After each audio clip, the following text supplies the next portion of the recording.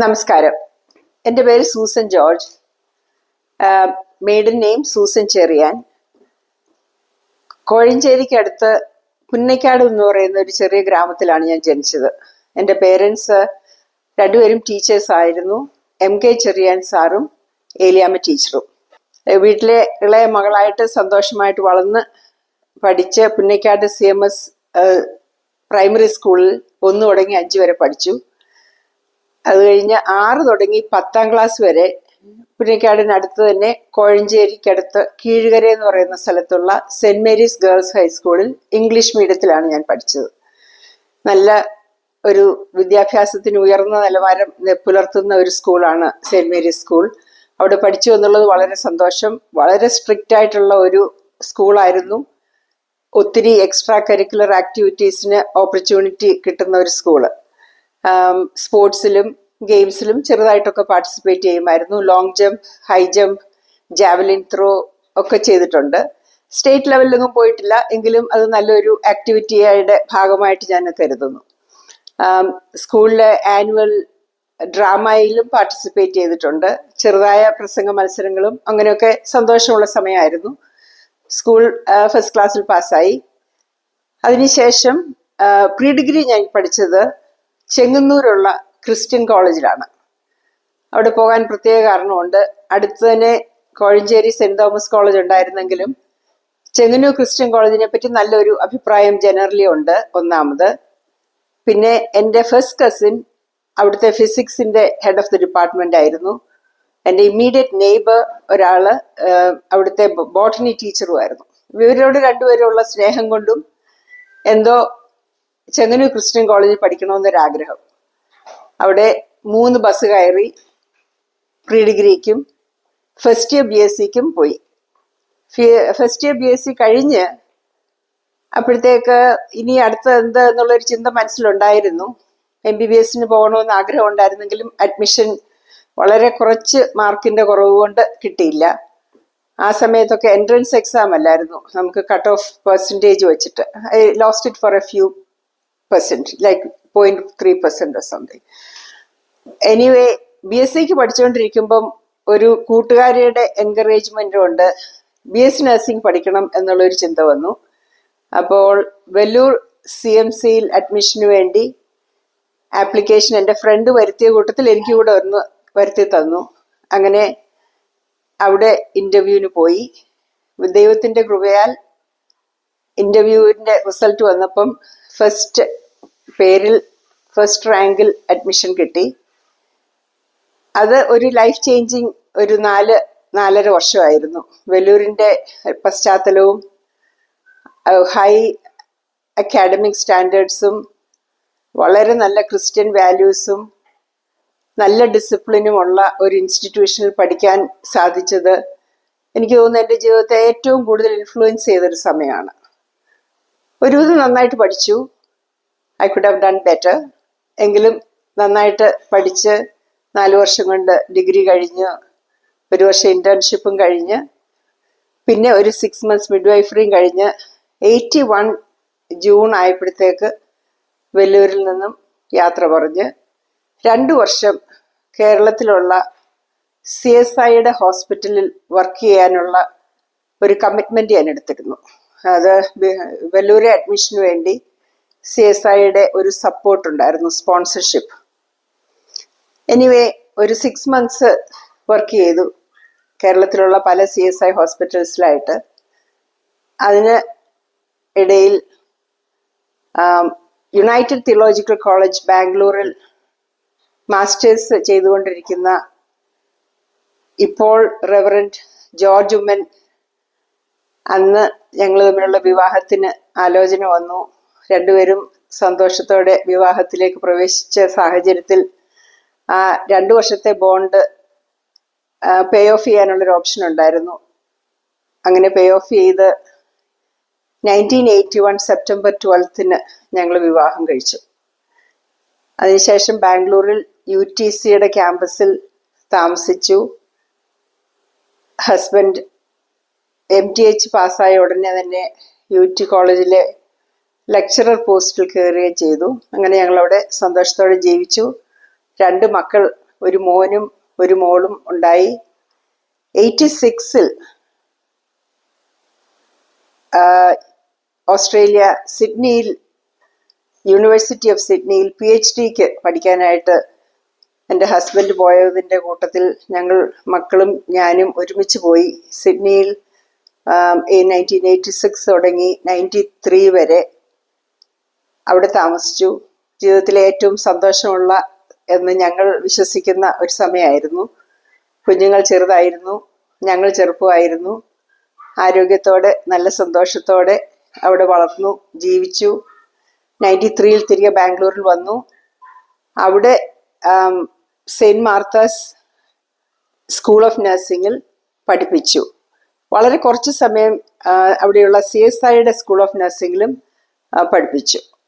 അവിടെ പഠിപ്പിച്ചുകൊണ്ടിരിക്കുന്ന സമയത്ത് in 2000 Pittsburgh theological സെമിനറിയിൽ 1 വർഷത്തേക്ക് അച്ഛന്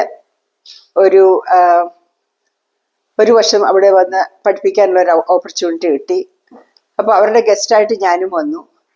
1 വർഷം ഞങ്ങൾ അവിടെ താമസിച്ച സമയം ഒരു സന്തോഷത്തിന് ഇവിടെ അമേരിക്കയിലുള്ള ലൈസൻസിങ് എക്സാം എഴുതി, അത് പാസ്സായി.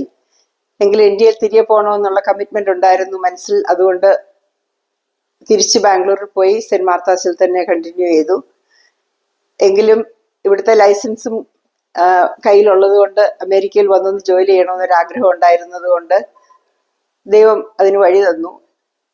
എല്ലാവർക്കും ഗ്രീൻ കാർഡും കിട്ടി. 2003-ൽ ഞാൻ മാത്രം ഫീനിക്സിൽ വന്ന് അവിടെ സെന്റ് ജോസഫ്സ് ഹോസ്പിറ്റലിന്റെ ന്യൂറോ റീഹാബിലിറ്റേഷൻ യൂണിറ്റിൽ ജോലി ചെയ്തു. വളരെ പതുക്കെ അച്ഛനും എൻ്റെ 2 മക്കളും വന്ന് ഞങ്ങൾ കുടുംബമായിട്ട് അവിടെ താമസിച്ചു. 18 years റീഹാബിൽ ജോലി ചെയ്തു. ചാർജ് നഴ്സായിട്ട് അവിടെ നിന്ന് റിട്ടയർ ചെയ്തു. 2021 അച്ഛനും റിട്ടയർ ചെയ്തു. ഞങ്ങൾ 2021 അവസാനത്തോടെ ഓസ്റ്റിനിൽ വന്ന് ജീവിക്കുന്നു. ഞങ്ങൾക്ക് 2 മക്കൾ. ആദ്യം പറഞ്ഞതുപോലെ മകൻ DC-യിൽ വിവാഹിതനായിട്ട് ഒരു മകളുണ്ട്. വൈഫിനോട് ചേർന്ന് മകളും ചേർന്ന് അവിടെ താമസിക്കുന്നു. മോൾ ഓസ്റ്റിനിൽ താമസിക്കുന്നു. She's also married. 2 കുഞ്ഞുങ്ങളുണ്ട്.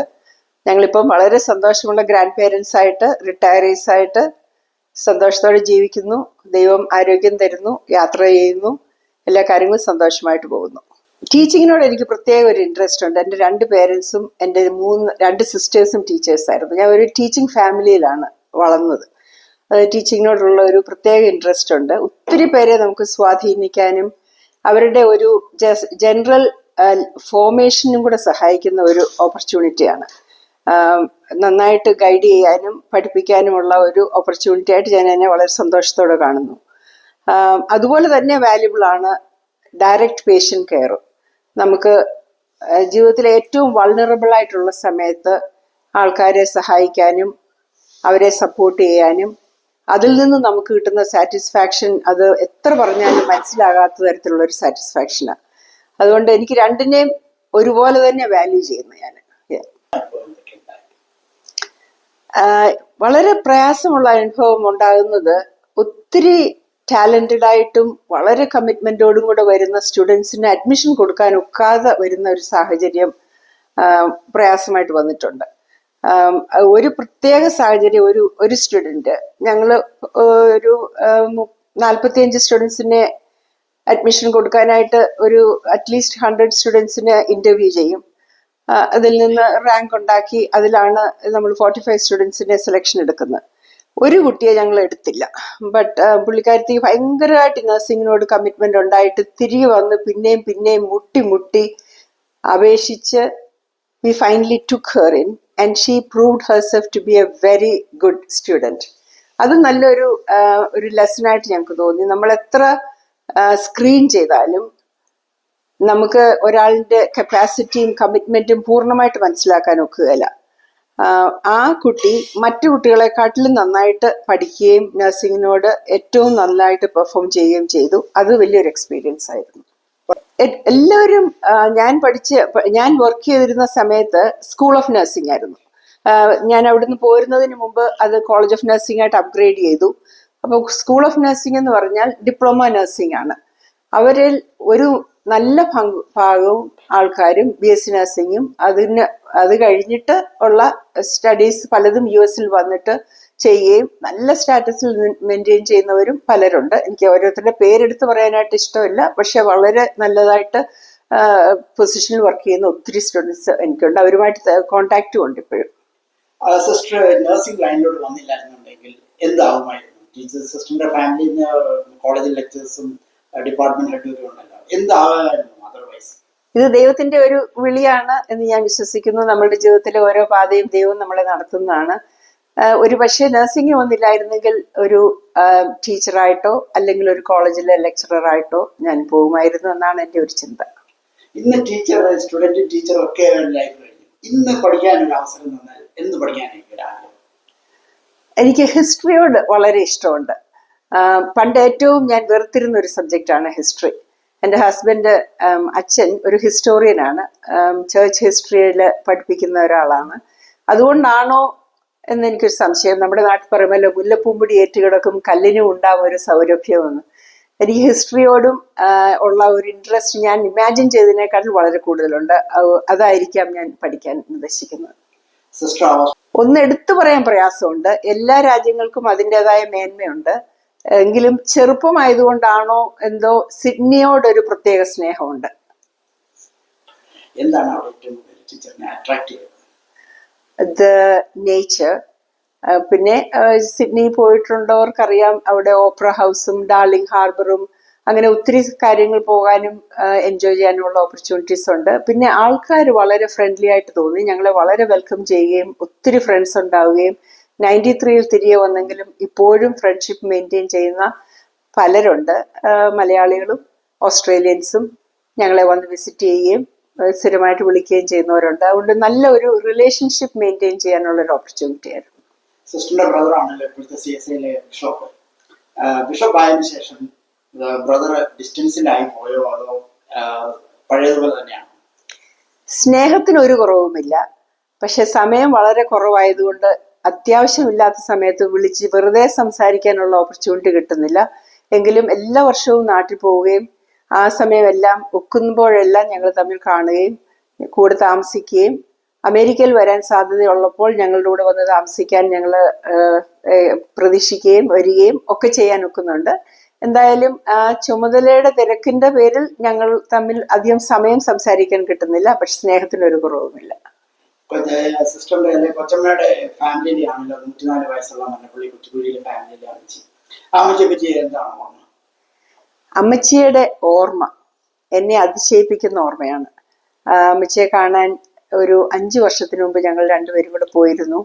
എൻ്റെ കുടുംബത്തിലെ കാര്യങ്ങൾ എന്നോട് പറയുന്നത് കേട്ടാൽ ഞാൻ പോലും ഓർത്തിരിക്കാത്ത കാര്യങ്ങളാണ് അമ്മച്ചി എന്നോട് പറയുകയും സംസാരിക്കുകയും ചെയ്തത്. അത്രയ്ക്ക് sharp മെമ്മറിയാണ്.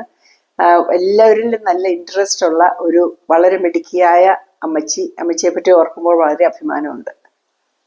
Thank you sister. Sister തിരുമേനിയെ പറ്റി എനിക്കറിയാം, സിസ്റ്ററിനെ പറ്റി അറിയാം. മറ്റുള്ള ബ്രദേഴ്സ് സിസ്റ്റേഴ്സ് എന്താണ് ഇപ്പോഴത്തെ സ്റ്റാറ്റസ് പറയാമെങ്കിൽ? എൻ്റെ മൂത്ത 4 സിസ്റ്റേഴ്സ് ആണ്. ഏറ്റവും മൂത്ത 2 പേര് ടീച്ചേഴ്സ് ആയിരുന്നു. ആഫ്രിക്കൻ കൺട്രീസിൽ വർക്ക് ചെയ്തു. ഒരാൾ എത്യോപ്യയിലും ഒരാൾ മറ്റ് പല ആഫ്രിക്കൻ കൺട്രീസിൽ വർക്ക് ചെയ്ത് റിട്ടയർ ചെയ്ത് 2 പേരും കുടുംബമായിട്ട് നാട്ടിൽ താമസിക്കുന്നു. അതിൻ്റെ ഇളയ 2 സിസ്റ്റേഴ്സ് നഴ്സസ് ആണ്. അവർ 2 പേരും കാലിഫോർണിയയിലുണ്ട്. പിന്നെ എൻ്റെ നേരെ ഇളയ ബ്രദർ നമ്മളിപ്പോൾ സംസാരിച്ചതുപോലെ ബിഷപ്പായിട്ട് കോട്ടയം ആസ്ഥാനമായിട്ടുള്ള CSIയുടെ മധ്യകേരള ഡയസിസിന്റെ ബിഷപ്പാണ്. ഏറ്റവും ഇളയ ബ്രദർ ഫീനിക്സിൽ താമസിക്കുന്നു. ഇന്റർനിൽ വർക്ക് ചെയ്യുന്ന ഒരു എഞ്ചിനീയർ മാനേജറാണ്.